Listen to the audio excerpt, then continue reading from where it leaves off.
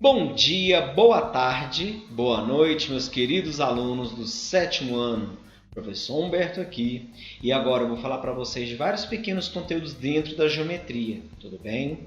A gente vai falar de retas paralelas, retas concorrentes, ângulos opostos pelo vértice, ângulos complementares e ângulos suplementares.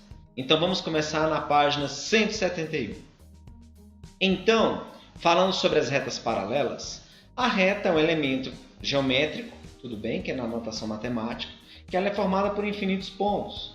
E vocês perceberam já no primeiro estudo de ângulos que elas podem ser finitas, um segmento de reta, que ela é cortada nos dois pedaços. Ela pode ser semi-infinita. Como é que é semi-infinita? Ela pode ser infinita de um lado no sentido e pode ser finita do outro. Ela pode ter um começo, pode não ter um fim, ou vice-versa. E ela pode ser infinita para qualquer lado. Quando a gente fala de reta, a gente entende que ela não tem limite. Ela pode se prolongar quanto que for. E quando essas retas no seu prolongamento elas nunca vão se cruzar, a distância entre os pontos que formam elas, perpendiculares, que a gente vai ver o que é, for sempre o mesmo, elas nunca vão se encontrar. Então é como se fosse, por exemplo, as barras de um portão, aquelas barras verticais. São representação que lembra retas paralelas, porque elas nunca se encontram, elas nunca se cruzam. Bem? Então elas nunca vão ter pontos em comum, as retas paralelas. As retas concorrentes são justamente o contrário, são aquelas que vão se cruzar em algum ponto. Se você verificar duas retas que elas começaram a ficar inclinadas entre si e ver que elas não se cruzam, mas se você prolongar, uma hora elas vão se encontrar. Então essas são retas concorrentes, tudo bem? Então temos aí um exemplo, tá bom? Que ele foi usado no livro pelo transferidor, que a gente mediu 4 ângulos formados por duas retas concorrentes. É óbvio, se você verificar, quando você tem uma reta e ela é concorrente à outra, ela se cruza em um ponto, ela vai formar 4 ângulos. 4 aberturas aí entre elas. 4 ângulos eu falo independentes, porque aí você pode até analisar mais ângulos, mas isso é mais para frente. São 4 ângulos independentes, onde eles não têm pontos em comum. A gente chama de ângulos adjacentes, na verdade. Bem? Então você pode ver aí a medida do ângulo APB e do ângulo DPC, tá vendo? São esses que tem um P como vértice. O P está no meio. Ele é o vértice que vai da abertura do A até o B. E do outro lado ele é o vértice da abertura que vai do C até o D. Esses ângulos medem 64 graus. O ângulo, a medida do ângulo BPC e o ângulo CPA medem 116 graus. Então eles também são dois ângulos que formam aí dos 4. Você pode observar então que a medida do ABP é igual à medida do DPC, certo? E a medida do BPC é igual à medida do CPA. Então esses pares de ângulos têm a mesma medida, como a gente vai verificar. Bem? Traçando duas retas concorrentes, também é possível obter 4 ângulos congruentes, ou seja, da mesma medida. Observe, utilizando o transferidor, vamos medir o ângulo A e o ângulo D. Como a medida do ângulo A é igual à medida do ângulo D, a medida do ângulo D é igual à medida do ângulo B, temos que cada um dos outros ângulos vai medir 190. O que eu estou dizendo? Se você tem duas retas concorrentes e esses ângulos têm a mesma abertura, a mesma medida, são congruentes, eles vão ter 90 graus. Professor, como é que você sabe disso? Se você juntar os 4 ângulos, dá uma volta. E uma volta tem 360. Se são 4 ângulos, são 4 ângulos de 90. A igual a B, B igual a C, C igual a D, igual a 90. Professor, como é que eu vou saber quando são iguais ou não são iguais? Porque se forem iguais, todos vão ser 90. E se não forem, vão ter valores diferentes. Os que não são opostos, né? Mas você vai descobrir que ou o livro vai dar essa informação, uma prova, uma questão, qualquer coisa tem que te dar essa informação, ou você tem que usar um transferidor para medir a abertura do ângulo, que é aquela régua redonda que a gente aprendeu. Bom? Então, quando essas retas se encontram e formam ângulos retos, nós chamamos as retas de perpendiculares. E tem esse símbolozinho como se fosse um T de cabeça para baixo, para representar o perpendicularismo entre elas. Então, é uma informação que não precisa mais falar as outras. Se eu falar duas retas são concorrentes e estão formando um ângulo de 90, todos os ângulos vão ser 90 e elas são perpendiculares. E se eu falar o contrário também, Eu falo, considere duas retas perpendiculares. Aí você vai olhar, o professor não deu nenhum valor do ângulo na questão, não deu medida. Eu não preciso. Se eu falar que a reta é perpendicular, eu já estou dizendo que a abertura entre elas vale 90. É um ângulo reto, tudo bem? Então aí você pode verificar aí na figura, né? RS, que é o nome das retas. Para colocar o nome de uma reta, você sempre usa a letra minúscula do alfabeto, qualquer letra. A reta R e a reta S são perpendiculares. Então tem esse símbolo do perpendicularismo. E os quatro ângulos lá, quando tem esse quadradinho com ponto, é um ângulo especial, que é o ângulo de 90. Quando você faz a aberturazinha curva, é qualquer outro valor de ângulo. Tudo bem? Retas perpendiculares, ângulo de 90 graus. Ok? Ângulos opostos pelo vértice. Na figura lá são destacados os ângulos AOB, tá bom? Que é o de cima lá. BOC, que é o da direita. COD, que é o de baixo. E DOA, que é o da esquerda.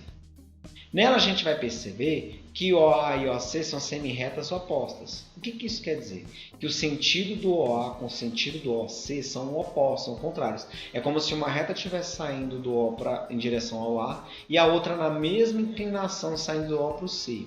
Sempre que eu falar de retas semi-retas opostas, na verdade eu estou me referindo a uma reta. E que entre elas tem um ângulo de 180. Bom?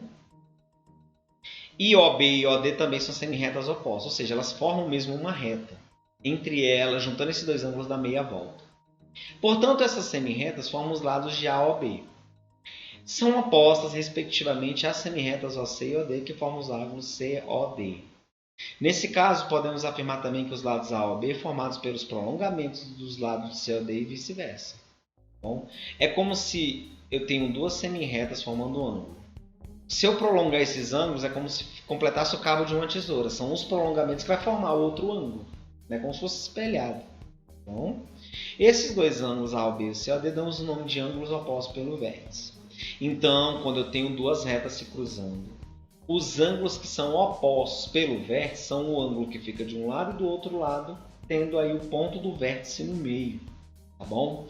São ângulos que eles não podem encostar uma reta encostar com o outro. Então, por exemplo, o ângulo AOB e o BOC, eles estão usando o mesmo lado para suas aberturas. Eles não são opostos pelo vértice. Grosseiramente falando, o ângulo oposto pelo vértice é o ângulo que está um do lado e outro do outro lado, espelhado. E não podem formar o mesmo lado para os dois ângulos, né? Então, quem é oposto pelo vértice? O da esquerda lá, ó, AOD, com BOC, oposto pelo vértice. E sempre vai ter os outros dois, que é o de cima, AOB, e o de baixo, DOC. Opostos pelo vértice, então, são esses, tudo bem? E a gente simplifica chamando de OPV. Se eu falar ângulos OPV, opostos pelo vértice. A gente vai usar muito isso nos próximos anos também. Tudo bem? Uma propriedade importante dos ângulos OPV, que são os opostos pelo vértice.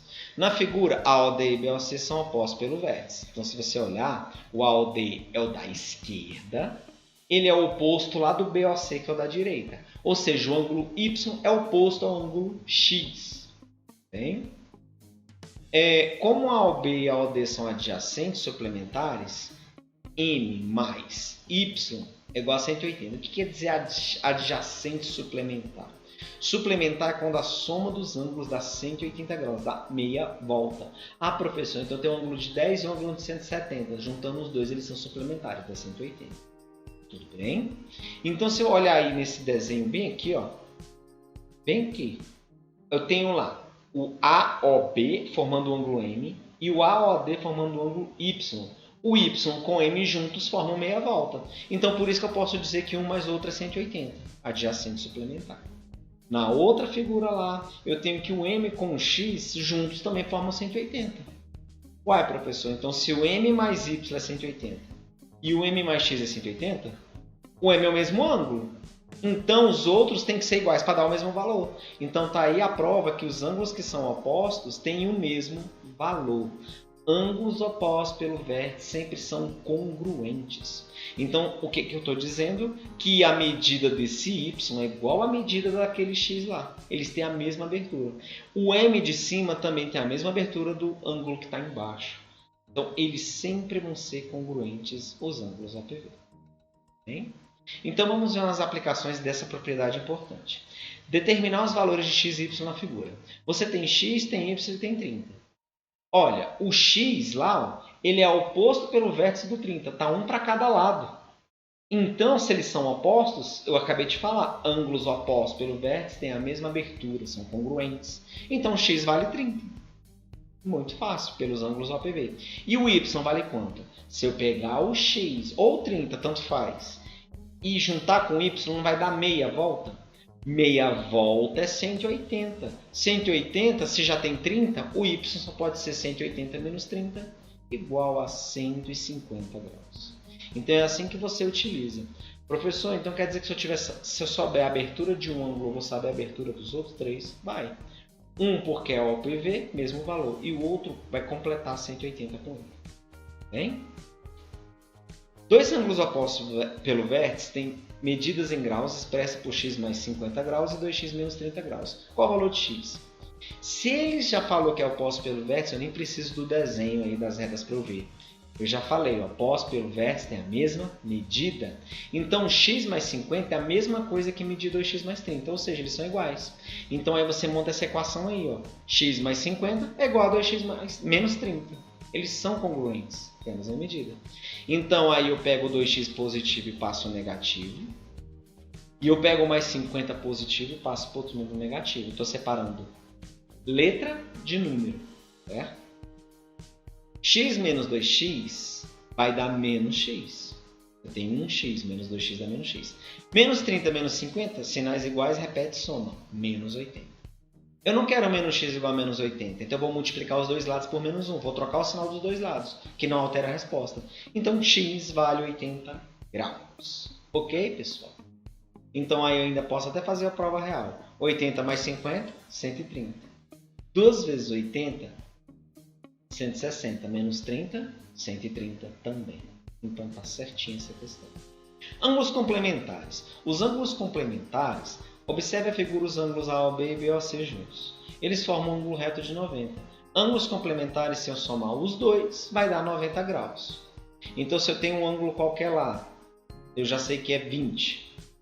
Se eu falar que o outro ângulo é complementar dele, então ele tem que ser o valor que falta de 20 para chegar a 90. Então, valeria 70. Aí o exemplo deu 30 e 60. Então, dois ângulos juntos, que somados dá 90, a gente chama de ângulos complementares. Tudo bem? Então, o ângulo AOB é complementar ao ângulo COB, ou BOC, que está no mesmo. A ordem de falar os pontos não importa, mas o vértice sempre tem que estar no meio. E o ângulo suplementar, como eu já falei, o que é adjacente suplementar? Os dois ângulos que juntos formam meia volta. Então, os dois dão 180. Tudo bem? Ângulos suplementares. O 120, o 60, o 100 e o 80, o 90 e o 90, o 110 e o 70. Todos esses ângulos são suplementares, quando a soma deles dá meia volta. Complementares, a soma deles dá 90 graus. Tudo bem? Então, pega essas informações. Se tiver dúvida para fazer atividade, pede ajuda, tá bom? Reveja o vídeo e tire suas dúvidas. Professor Humberto aqui. Abraços. Tchau, tchau.